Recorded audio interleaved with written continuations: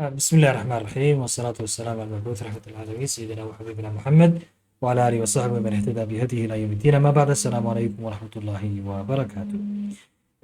cashirkeena insha allahu tacaala waxaan ku eegaynaa habka waxaan ku eegaynaa insha allahu tacaala laravelka. cashiradin waa sii socda laravelka. waxaan ku eegaynaa markaa routerka ayaan sii wadanaa qaybtiisii labaad. markaan soo furno routerka waxaan u sheegnay folderkan ka maamuli karayna waa folderka la routes, kadibna waxaan tegaynaa web.php. markaan saan samayno halkan waxaan soo furaynaa waxaan leenahay opening terminal kalaga masax npm run dev baan leenahay. kadib waxaan leenahay halkan haddana waxaan leenahay waxaan soo furaynaa page labaad. terminalkan ayaa waxaan soo furayaa taabkiisii labaad file. waxaan leeyahay new tab oo ku dhisan gaarooda ku dhisan clear. adigu terminalka adigu isticmaalaysid waad isticmaali karaysaa, anigu laakiin kalan isticmaalayaa. marka waxaan leeyahay php artisan serve, saasaan u shaqeynaa databasekeena ama websiteka laravelka. kadib halkaa markaan ku dhufto wuxuu ii geenayaa browserkii caadiga ah buu ii soo furayaa. browserkan isticmaalayna waa vavildi ana xagga hoose ayaan geystay. marban isaga insha allahu taala sharxi doonaa. marka waxaad arkaysaa inuu halkan ii soo furay. adiga inta wax ku keenaya xagga sare, aniga laakiin hoostan geystay. waanan maamulan karaa haddii aan isticmaalaya vavildi settings markaan idhaahdo. xagga waxa weeyaan address bar xagga hoose yahay top baan ka dhigi karnaa marka xagga sare yimid, laakiin anigu xagga hoose yar jeclahay marka xaggaasaan ku geystay. hadda routerka markuu wuxuu leeyahay routekaas wuxuu leeyahay routka kolley wuxuu leeyahay get iyo post iyo bot iyo delete. waa get iyo post iyo bot iyo delete. intaas haddii aan markaa wuxuu leeyahay batch buu leeyahay, optionsna uu leeyahay. waa get. hadda waxaan isticmaalnaa kan waxaa lagu sameeyey route iyo get. waxaan isticmaali karnaa get, waxaan isticmaali karnaa post, waxaan isticmaali karnaayo kale waxa weeyaan bot, waxaan isticmaali karnaayo kale batch, waxaan isticmaali karnaayo kale delete, mid waxaan isticmaali karnaayo kale options baan isticmaali karnaa. laakiin mid kastaaba shaqo gaara ayuu leeyahay. waan eegi doonaa insha allahu tacaala wixii naga soo hagaaga intaan ku jirno barashada laravelka. hadda waxaan idhi get waxaad samaysaa baan idhi function. haddii aad routerka aad soo furtid urlkaas haddaad soo furtid waxaad inoo geysaa page, waxaad inoo soo furtaa pageka welcome la idhaahdo.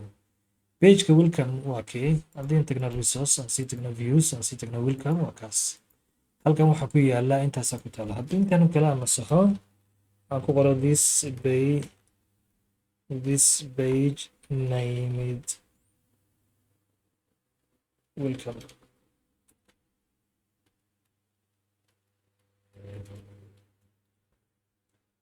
isoo browserkii reload samee. waxaad arkaysaa haddana uu soo qoray maxay intii aan soo furnay. marka wuxuu leeyahay haddii aad markaas samaysid aad soo furtid pageka la idhaahdo urlka noocaasa wuxuu ku geenaya saasoo ku geenaya. si kalaan samayn karaynaa. haddii imika aan ku qoro u fiirso. halkan waxaan ku qoray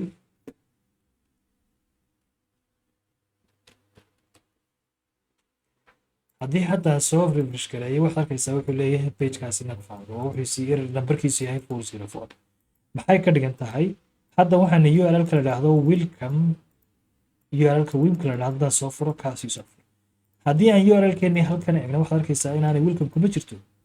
si ay ugu jirto welcome waa inaan raaciyaa markaas sidaas welcome.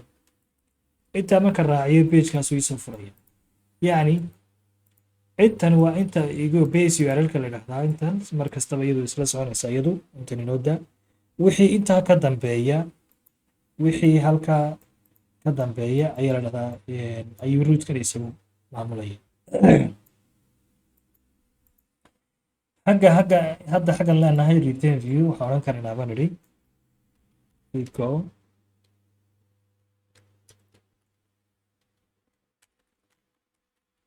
my name is Mahmoud.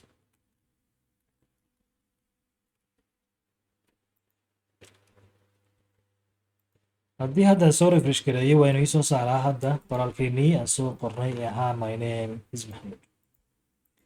waxaan kale samayn karaynaa waxaanu samayn karnaa yoo kale inaan idhaahno waxaad inoo soo samaysaa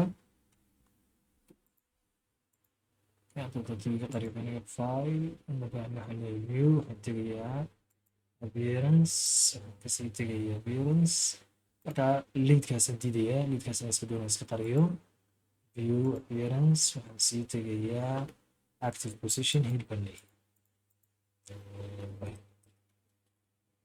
waxaan samayn karaynaa waxaan sii raacinaynaa parameter maxaan uga jeedaa bal hadda haddaan idhaahdo backslash curly bracket name عفوا دروسين كانوا صحيح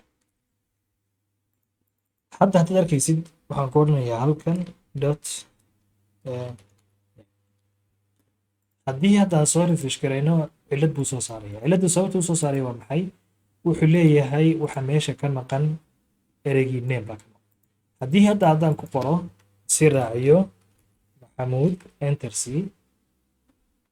wuxuu yidhi variableka la yidhaahdo cafwan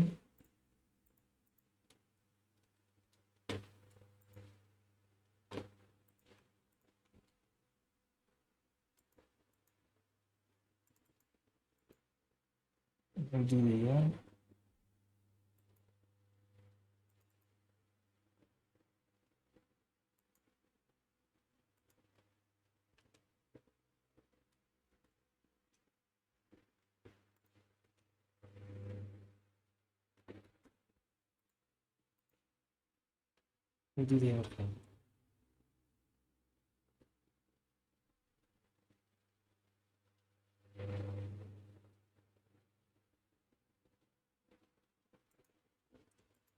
waxaan naga doonayaa halkaynu soo marino name markaa wuxuu leeyahay waa marka function isticmaalina weeyaan mar hadda inoo soo refresh garay waana inoo soo qoraa magacayga maxaan samaynay marka parameter ahaan baan u marin dhex marinay parameter ahaan baan u dhex marinay functionka marka kaasaan ilownay markii hore dhex marino saa leejiga duulaga diiday waxa aad samayn karaysaa yoo kale xitaa waxaad sii samayn karaysaa xaggan waxaad leedahay xaggan waxaad odhan karaysaa age daadaadu waa mise maxamuud baan ahay daadaydu waxaan odhanayaa waxaan leeyahay and my age is hadda haddii aan soo refresh garayno wuu naga diidaya waayo waxay naga maqan maxay waxay naga maqan agekii baa naga maqan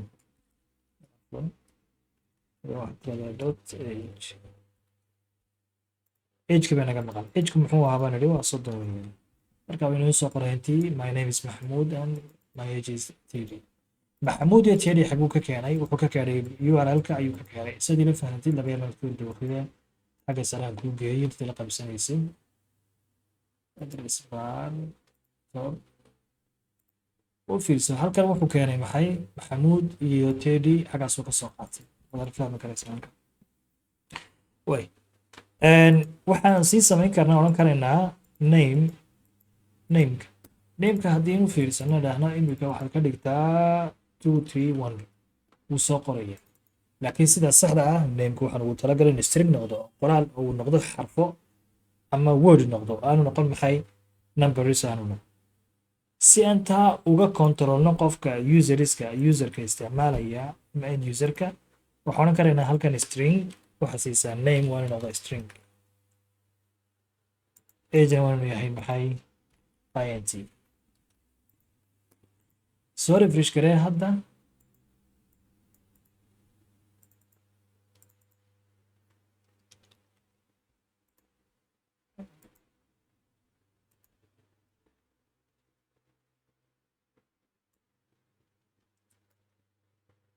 oranaya siduu qoray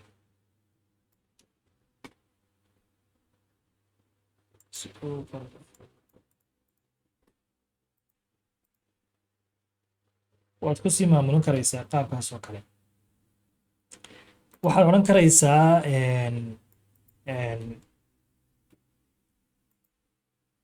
intaa markay saas tahay waxaad odhan karaysaa ikhtiyaar baad xitaa ka dhigi karaysaa, optional baad ka dhigi karaysaa kan loo yaqaano nameka ama parameterskenan optional baad ka dhigaysaa. qaabkaad marka optional ugu dhigaysaa waxaad isticmaalaysaa hadda u fiirso, haddii imkaan qori weyno tediga oo hkii u taagan wuxuuna siinayaa 404 xagga waxaa ka dhigtaa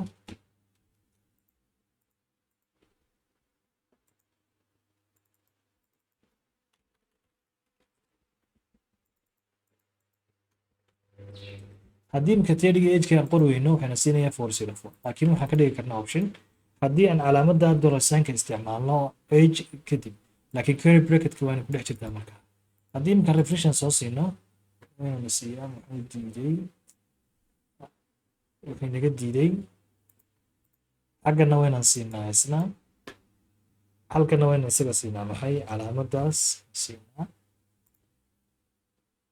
halkana waynaan siinaa marka null.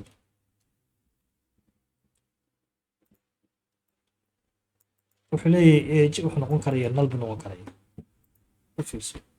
taasi waxay ka dhigan tahay hadhow toole markaan isticmaalayno aan website-kii ku jirno ama programkii aan sameynay applicationkii aan sameynay ilow wuxuu yeelanayaa parameter buu yeelanayaa roadka. bal iminka haddaad gashid facebookkaaga waxaad arkaysaa inay ku qoran tahay meesha qaabkaas oo kale facebook.com waxaa ku sii yaala .com waxaa ku sii yaala username iyo linkiga waxbaa lasii socdoo kale, magacaaga lasii socdaa ama accountna magaca accountkaaga lasii socdaa. parameterku wuxuu rootku wuxuu maamulaya parameterkaas ayuu isaguna maamulay. markaas hadda baahidiisa waa qaabka u shaqeynu ba fahmayna, laakiin practical ahaan hadhow toole ayaanu sii gelin.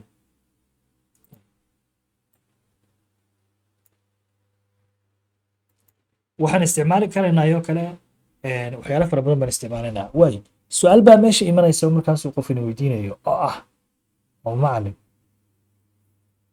ma waxayga oo dhan waxay ku dhex jirayaan roundkay ku dhex jirayaan, markaasaan leenahay waa maya kuma dhex jirayaane intan waa symbol weeyaan, qoraalka databasekeena iyo systemkeenu halkan ku shaqayn maayeen, laakiin waan tusayaa symbol ahaan qaabkay u shaqaynaysaa ayayna noqonaysaa mid xagan ka eegin. laakiin insha allahu tacaala halka kale aan ku eegi doona insha allahu tacaala qaabku marka u dhaxay.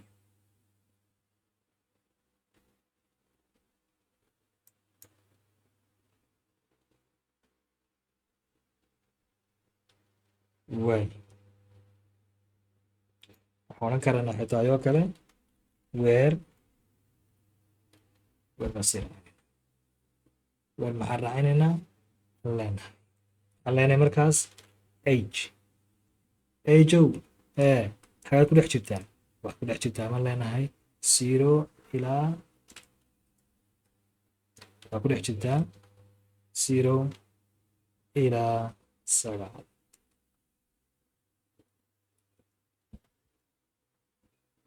oo xaggan isticmaalayno intaas ayaynu ka dayno intiga iyo nalka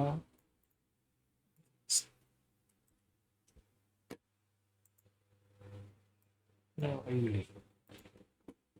waayo halka waxa ka maqan ageki baa ka maqan, haddii idhaahna waxa weeyaan 5 u diiday, waxaan idhi waxa weeyaan 0 usoo saaray, ma arkaysaa uu soo saaray. sababtuu soo saaray waa maxay? halkan waxaan khaladnay calaamadda minuska ayay ahayd inaan ka dhigno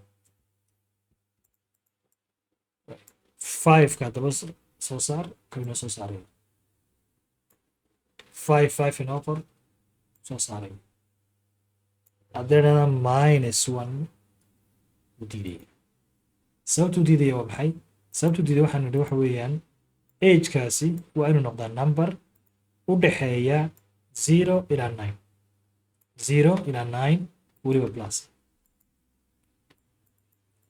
haddii aan ku qorno bal ka waran axmed u diidaya sababta u diidayana waa maxay waxa weeye qoraalkeena inagu waxaan agku waa inuu noqdaa maxay number intaa udhaxaysa axmedna waxaad arkaysaa inaanu ahayn number maaha waxaan sii odhan karaynaa haddana weer maxay odhanaynaa name laftigiisu uu u dhaxeeyo a to z intaas u dhaxeeya baan idhi stringan markaa ka saar meesha soo refresh garee xaggaana waxaad siisaa number 1c uu soo saaraya haddii iminka aan idhaahno haddii hadda aan idhaahno xaggii maxamuud waxaad inoo siisaa afon xaggii maxamuud waxay inoo siisaa number 2 3 inoo sii waa inuu diidaa waayo sababtu waa maxay inagu waxaan ku xidhnay sharti ayaan ku xidhnay condition baan ku xidhnay conditionku muxuu ahaa markaas waxaan idhi ageku waa inuu yahay number u dhaxeeya 0 ilaa 9 weliba haddana kusii daro namena uu dhaxeeyo maxay a ilaa z uu dhaxeeyo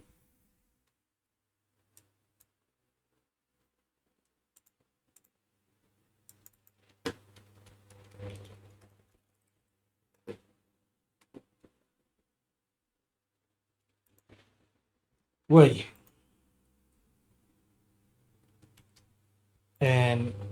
haddii markaa aanu sii wadno roadska aanu sii wadno ka bixi mayno oo wuxuu noqonayaa wax fara badan ayuu markaasi naga doonaya inaan sii galno aan ku eegi doonno insha allahu tacaala intaan ku dhex jirno waxa weeyaan cashiradana ku dhex jirno intaan ku dayno insha allahu tacaala sidaasi ka faa'iidaysi wacan wassalaamu calaykum waraxmatullaahi wabarakaatu